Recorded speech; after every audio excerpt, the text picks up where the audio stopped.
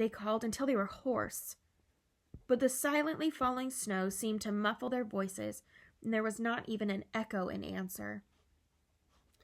"How perfectly dreadful," said Susan, as they at last came back in despair. "Oh, how I wish we'd never come." "What on earth are we to do, Mr. Beaver?" said Peter. "Do?" said Mr. Beaver, who was already putting on his snow boots. "Do? We must be off at once. There isn't a moment to spare." "We'd better divide into 4 search parties," said Peter, "and all go in different directions. Whoever finds him must come back at once and—" "Search parties, son of Adam," said Mr. Beaver. "And of course, there's no point in looking for him," said Mr. Beaver. "What do you mean?" said Susan. "He can't be far away yet, and we've got to find him." "What do you mean when you say that there's no use looking for him?" "The reason that there's no use looking," said Mr. Beaver, "is that we know where he's already gone."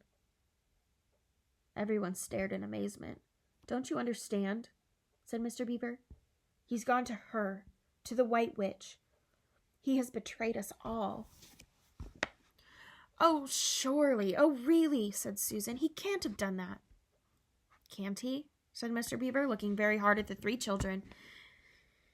And everything they wanted to say died on their lips, for each felt suddenly quite certain that inside that this was exactly what Edmund had done. "But will he know the way?" said Peter. "Has he been in this country before?" asked Mr. Beaver. "Has he ever been here alone?" "Yes," said Lucy, almost in a whisper. "I'm afraid he has."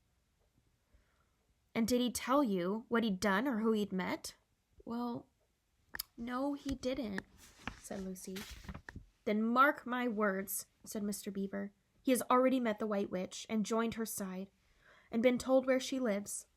I didn't like to mention it before, he being your brother and all, but the moment I set eyes on that brother of yours, I said to myself, 'Treacherous.' He had the look of one who has been with the witch and eaten her food. You can always tell them if you've lived long in Narnia. Something about their eyes." "All the same," said Peter in a rather choking sort of voice, "we'll still have to go and look for him. He is our brother after all, even if he's rather a little beast, and he's only a kid." "Go to the witch's house?" said Mrs. Beaver. "Don't you see that the only chance of saving either him or yourselves is to keep away from her?" "How do you mean?" asked Lucy. "Why, all she wants is to get all 4 of you. She's thinking all the time about those 4 thrones at Cair Paravel. Once you were all 4 inside her house, her job would be done, and there'd be 4 new statues in her collection before you had the time to speak. But she'll keep him alive as long as he's the only one she's got, because she'll want to use him as a decoy, as bait to catch the rest of you with." "Oh, can no one help us?" wailed Lucy. "Only Aslan," said Mr. Beaver. "We must go on and meet him. That's our only chance now. It seems to me, my dears," said Mrs. Beaver, "that it is very important to know just when he slipped away. How much he can tell her depends on how much he heard. For instance, had we started talking of Aslan before he left? If not, we may do very well, for she won't know that Aslan has come to Narnia, or that we are meeting him, and will be quite off her guard as far as that is concerned."